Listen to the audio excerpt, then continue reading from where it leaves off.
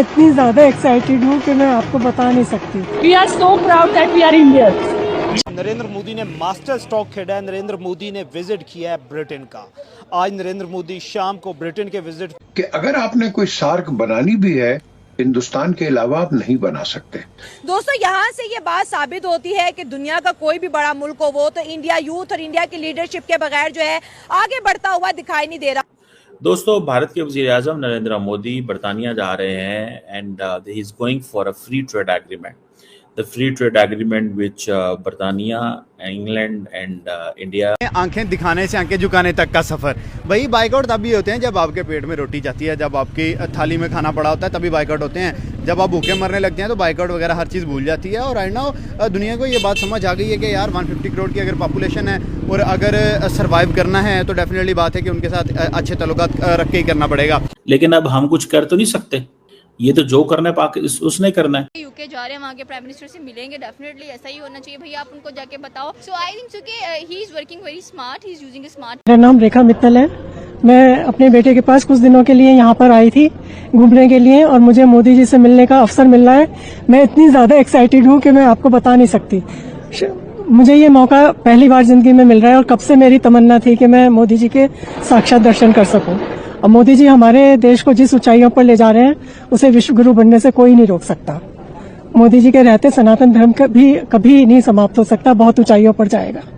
To enhance the bilateral trade by about $60 billion by 2030, $60 billion by 2030।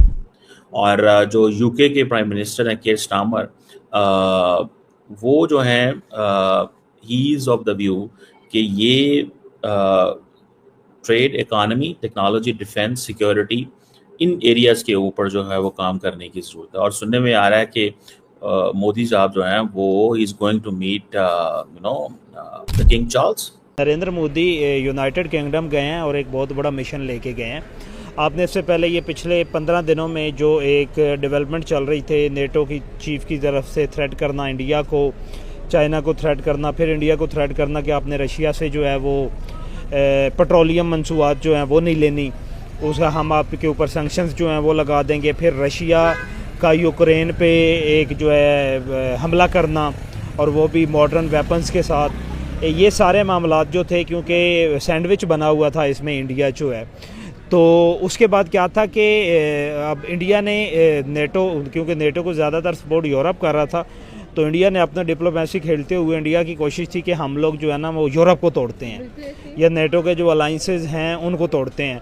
तो उसमें ग्री है, आपके पास अर्जेंटीना है और आपके पास जो है, हाँ ये 2 कंट्री हैं, इनके साथ वो अटैक गन्स जो हैं आपकी इंडिया के पास जो हैं, अर्जेंटीना के साथ उसकी भी डील हुई है 80 गन्स की, तकरीबन 2 बिलियन की है वो डील है इंडियन करेंसी के मुताबिक। अब यूरोप में से इंडिया ने क्या किया कि ग्रीस जो है वो तुर्की के अगेंस्ट है, तुर्की का और उसका डिस्प्यूट जो है वो चलता रहता है।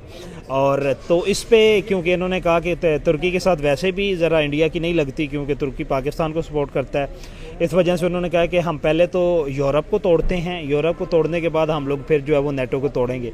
तो इसी विज़िट पे एक तो नेटो को अपना जवाब देना था यूरोप में जाके, वहाँ पे अपनी जो है वो रिसेंटली एक मैंगो डिप्लोमेसी का कोई कॉन्सेप्ट जो है वो चल रहा है बांग्लादेश वर्सेस इंडिया का, बांग्लादेश वालों ने आम भेजे थे, तो उसके अकॉर्डिंग अगर हम लोग देखें तो मोदी साहब जो है वहाँ पे ये रिस्पांस जो है, जो कि इंटरनली कंट्री के अंदर से नहीं बल्कि वहाँ पे जाके जो है वो ये रिस्पांस देना चाहते हैं, नेटो को भी देना चाहते हैं और यूरोप को भी देना चाहते हैं। और इनके दरमियान अब ये है कि ग्रीक को वो अपने कैंप में लाना चाहते हैं, अर्जेंटीना को, और आर्मानिया जो है वो ऑलरेडी इंडिया के कैंप में जो उसके साथ वो इनका जो है ब्रह्मास 5 लेटेस्ट टेक्नोलॉजी का जो मिसाइल 1000 किलोमीटर का जिसका है वॉर हेड ले जाने की जिसके पास सकत है, तो वो एग्रीमेंट जो वो भी हुआ है। तो ये 3 कंट्रीज़ जो हैं इनके साथ मेन नरेंद्र मोदी की मीटिंग है।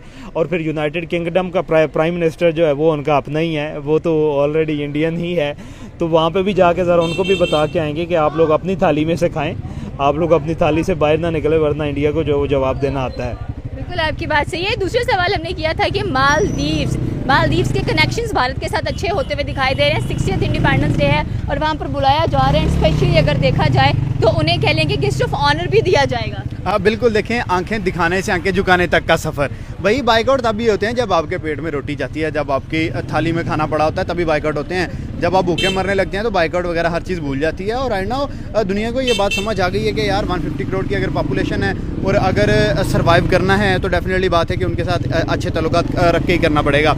और स्पेशली जब पिछले दिनों में बाइकआउट हुआ था तो उन्होंने लक्षद्वीप जैसे जजीरा अपना इंडिया ने निकाला तो उसके बाइकआउट हुआ, उन्होंने कहा कि भाई यहाँ पर आप कोई भी आइलैंड विजिट नहीं कर सकते। नरेंद्र मोदी ने जाकर भाई लक्षद्वीप में डुबकी लगा। बिल्कुल, स्पेशली जो बॉलीवुड के स्टार्स वगैरह हैं, जो इंडिया के बिलियनर्स हम कह सकते हैं, वो मालदीव बहुत जल्दी जाते हैं क्योंकि बिल्कुल उनके करीब बॉर्डर है, दूसरे दिन उठ के चले जाते हैं। तो उससे इकोनॉमी जो है मालदीव्स की बहुत बूस्ट करती है। और सबसे बड़ी इस दौर के अंदर बात ही सारी इकोनॉमी की है। इकोनॉमी होगी, पैसा होगा आपकी पॉकेट में तो आप आंखें दिखाएंगे। यही वजह है कि वही बंदा जिसे बातें करते थे, वही बंदा जिसे इन्होंने ट्रोल किया था मोदी को, अब उसे ही ये बुला रहे हैं अपने 60th इंडिपेंडेंस डे पे। तो देखें कि कहते हैं ना कि Karma has the last laugh, और ये वही चीज़ हुई है।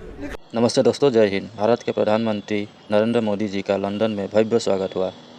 एयरपोर्ट पर जैसे ही मोदी जी ने कदम रखा तो वहाँ के इंडियन डायस्पोरा ने तिरंगा लहराकर भारत माता की जय के नारे लगाए।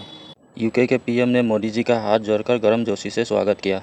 मोदी जी यूके के साथ फ्री ट्रेड एग्रीमेंट साइन करने गए हैं। ये डील भारत के आईटी, टेक्सटाइल, ऑटो और फार्मा इंडस्ट्रीज़ के लिए एक नई रास्ता खोलेगी और विस्की, स्टील और लग्जरी प्रोडक्ट्स पर टैरिफ कम होंगे, जिससे दोनों देशों के ट्रेड में तेज़ी आएगी। और किंग चार्ल्स III से उनकी मीटिंग भी होनी है, जो भारत यूके के कल्चरल टाइज को और मजबूती देगी। और उधर पाकिस्तान के मीडिया में चर्चा हो रहा है कि भारत सबसे फ्री ट्रेड एग्रीमेंट कर रहा है और हम IMF के कर्ज में डूबे हुए हैं। पाकिस्तान के कुछ एनालिस्ट तो ये भी बोल रहे हैं कि भारत का डिप्लोमेसी और इकोनॉमी हमें बहुत पीछे छोड़ दिया है। आपकी बात सही है कि कर्मा जब हिट करते हैं तो काफ़ी ज़्यादा हार्डर हिट करके चला जाता है कि आप सोच भी नहीं सकते हैं। तो इस बार आई थिंक सो कि जो मोहम्मद मईजू हैं वो सोच रहे होंगे कि भाई हम तभी पंगा ना लेते तो आज शायद हमारी जो इकोनॉमी है वो और ज़्यादा बूस्ट होती हुई दिखाई देनी थी और हमें दोबारा ऐसी गलती करनी भी नहीं है।